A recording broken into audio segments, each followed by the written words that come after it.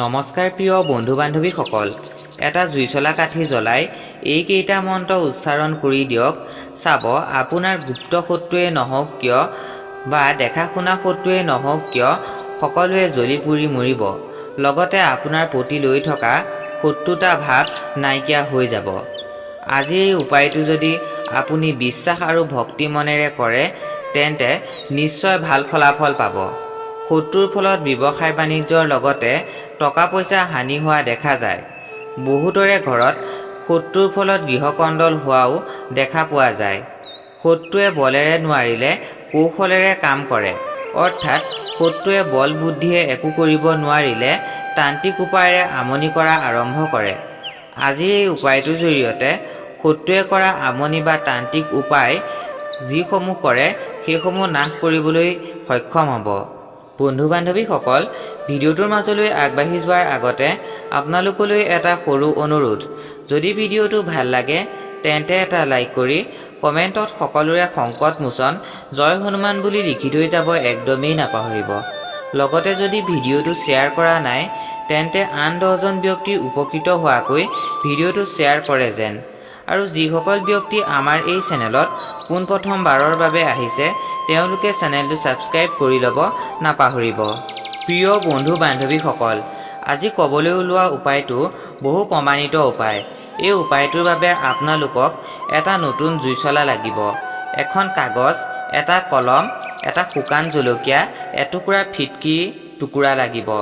এই উপায়টো কৰোঁতে আপুনি ক'লা বা ৰঙা ৰঙৰ বস্ত্ৰ পৰিধান কৰিব। লগতে এই উপায়টো মঙ্গলবাৰৰ দিনা কৰিলে বেছি ফলপ্ৰাপ্তি হয়। এই উপায়টো আপোনালোকে সন্ধিয়াৰ সময়ত কৰিব পাৰিলে অতি ভাল। এই উপায়টোৰ বাবে প্ৰথমতে জুইচলাটোৰ পৰা কেইটামান জুইচলা কাঠি উলিয়াই দক্ষিণ দিশত পেলাই দিব।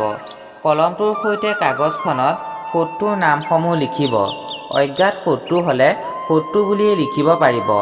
সেই জুইচলাটোৰে এটা কাঠি উলিয়াই কাঠিটো জ্বলাই লৈ শুকান জলকীয়াটো অলপমান পুৰি ল'ব। চাব যাতে জলকীয়াটো সম্পূৰ্ণৰূপে পুৰি নাযায়। এই জলকীয়াটো সেই নাম লিখা কাগজখনৰ ওপৰত থ'ব আৰু হনুমানজীৰ এই মন্ত্ৰটো জপ কৰিব। ওম শ্ৰী হনুমতে শত্ৰু সৎসাহা। এই মন্ত্ৰফাঁকি 9 বাৰ জপ কৰিব। এতিয়া আপুনি যি টুকুৰা ফিটকিৰি লৈছিল সেই টুকুৰাটো কাগজখনৰ ওপৰত থৈ এই মন্ত্ৰফাঁকি জপ কৰিব। ওম সংকট মোচন শ্ৰী হনুমতে অপশক্তি বিনাশয়। এই বুলি আপুনি 9 বাৰ জপ কৰিব। এই ফিটকিৰি টুকুৰা আৰু জলকীয়াটো কাগজখনেৰে বান্ধি লৈ জুইচলাটোত ভৰাই থ'ব আৰু জুইচলাটো ৰাতি আপোনাৰ লগতেই ৰাখিব আৰু পিছদিনা সূৰ্য উদয়ৰ আগত এডোখৰ নিৰ্জন ঠাইত গৈ দক্ষিণ দিশৰ পিনে চাই এই জুইচলা বাকচটো পেলাই দিব আৰু সকলোৰে সংকট মোচন হনুমানজীক মনৰ পৰা ধন্যবাদ জনাব যে আজিৰ পৰা মোৰ শত্ৰু নাশ হৈছে। প্ৰিয় বন্ধু বান্ধৱীসকল, আশা কৰোঁ ভিডিঅ'টো ভাল পালে বুলি। সকলো ভালে থাকক, স্বাস্থ্যৱান হৈ থাকক এই আশা কৰোঁ।